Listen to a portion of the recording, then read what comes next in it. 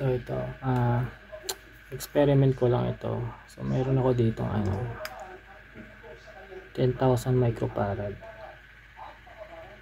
10,000 80 volts, 10,000 60 volts sa mga main filter capacitor ng audio amplifier. Ngayon, gusto ko itetest ko yung capacitance niya kung okay siya. So ngayon, itetest natin yung capacitance niya. So una muna, di-discharge ko muna. So ayan. So discharge na yan. Bayo muna natin to. So ito ay 10,000. So ito ay range natin 20 millifarad. Okay. So negative to positive. So i-test natin So 10,300.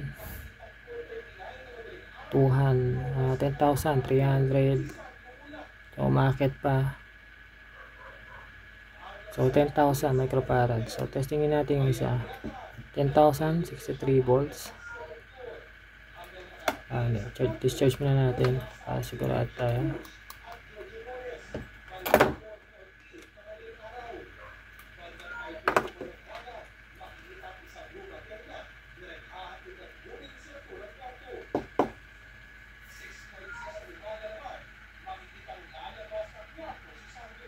So 8,000. So sobrang baba.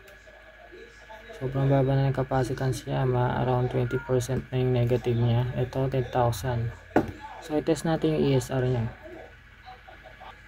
So i-test natin yung kanyang ESR. So ito gagamitin ko. Quick ESR.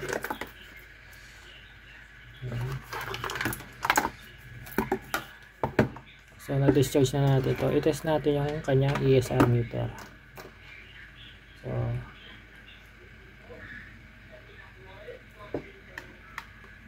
So yun.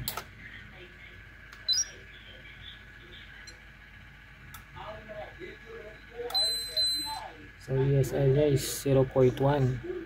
Kung sa gagamitin mo lang naman to for linear application, linear power supply application, good pa yan. Ano may 8,000 microfarad. So isa naman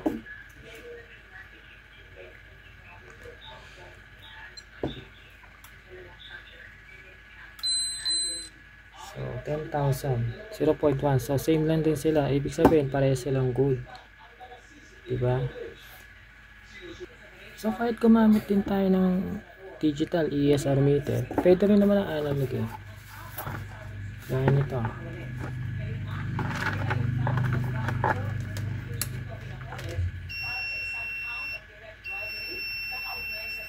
See?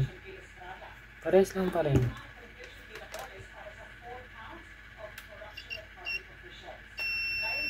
Ayan. 0.1.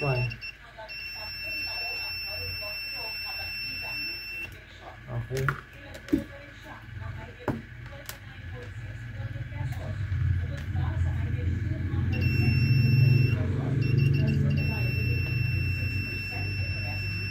Ayan, 0.1.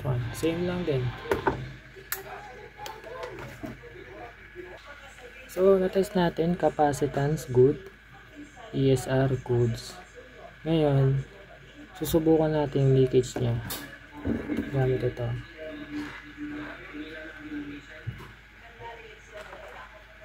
Capacitor leakage meter. So ngayon, tetestingin natin at orasan natin. Ngayon, itetest natin yung leakage niya. Okay? Tapos, orasan natin siya. So, dito sa tester na to, meron siyang 10 volts, 16 volts, 25 volts, 35 volts, 50, 63 volts, maximum of 100 volts. Okay? So ngayon, so ito ay 80 volts. So test natin up to 100 volts. Ayan. So 100 volts yan. Tapos power natin. Ayan. So test natin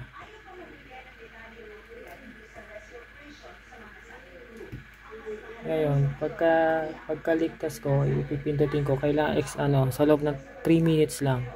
So, i-check natin yung kanyang, okay? 3, 2, 1.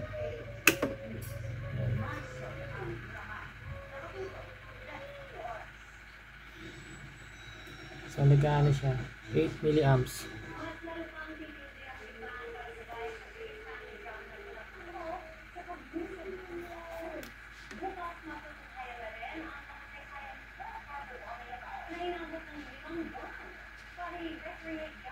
So, 8 milliamps. 27 seconds. Sa loob ng 3 minutes. So, hintayin natin mag 3 minutes, ha?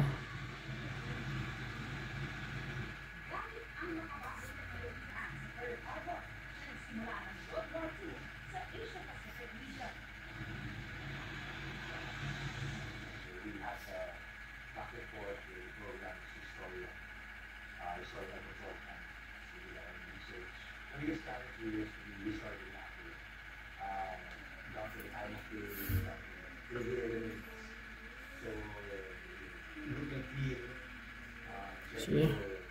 Kung mapapansin nyo, nakakaisang minuto na is nasa 8 milliamps pa rin. Good yung capacitance, good yung ESR nya, pero pagdating sa leakage test is wala.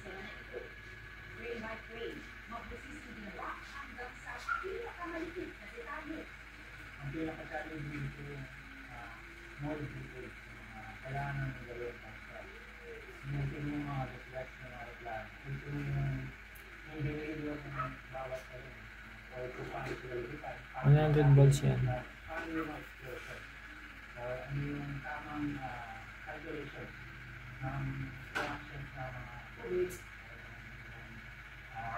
Three minutes.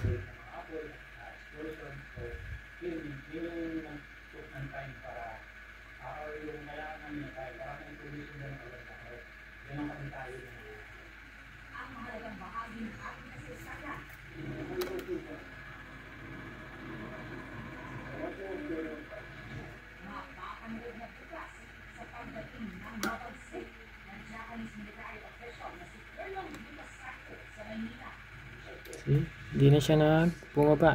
8 milliamps talaga. So, magpi 3 minutes na. I-discharge ko siya.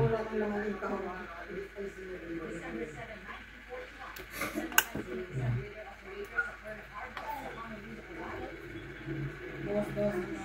So, 3 minutes. Pero, nanatili siya sa 8 milliamps. Okay?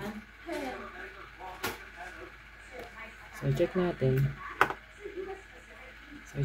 Kung may charge to. I-spark natin, ha? Wala.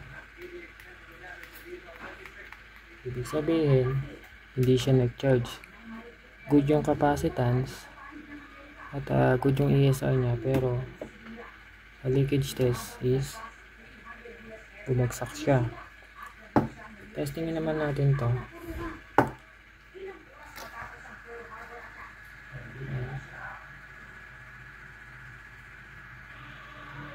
Reset natin. Okay.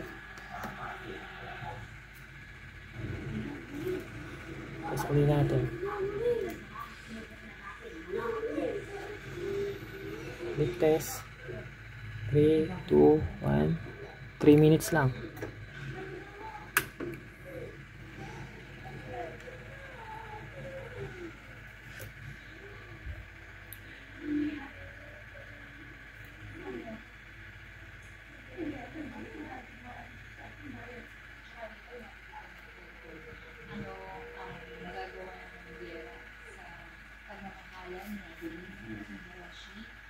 Sila ba yung o ito ba yung opinion ko ng particular kung nagsabi ng kaaway? The whole director of this here is love letter. It's a tribute to those who survived yung experiences na yan. 6 milliamps. So, sa loob ng 3 minutes. What those values are for our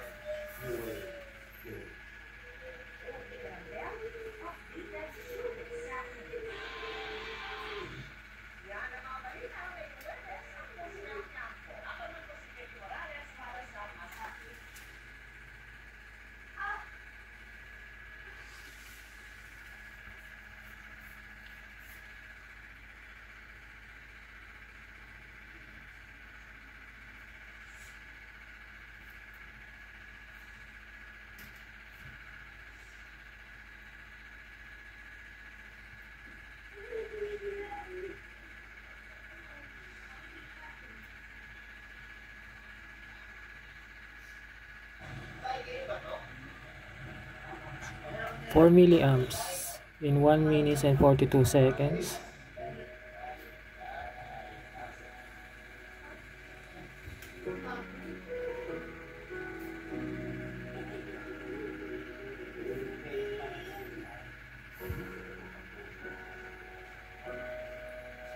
Two minutes, 4 milliamps.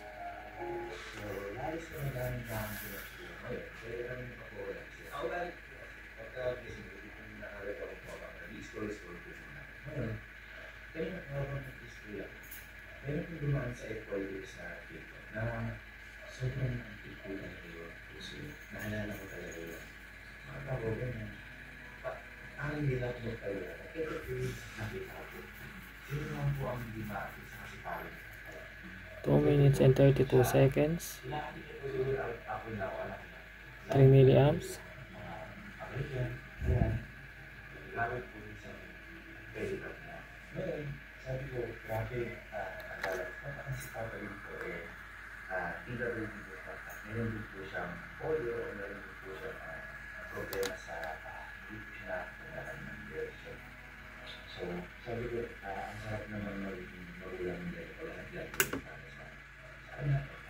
Ngayon, nagbasa ng mga 3.87 milliamps leakage current. Ngayon,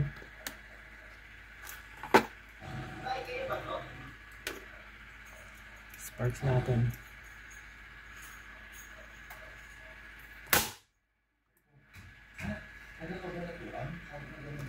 See?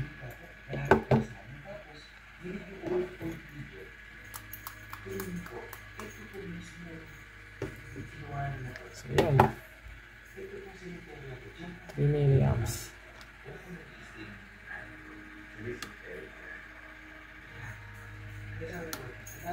Yung pinagkaiba niya. So ito, good yung capacitance, good yung ESR. Good yung ESR niya, pero yung capacitance niya mababa, around 20%.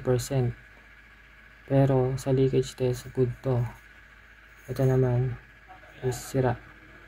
So hindi tayo sure. Kaya make sure na i-leak test nyo rin to. Lalo na sa mga nag-repair ng audio amplifier. So yun lang.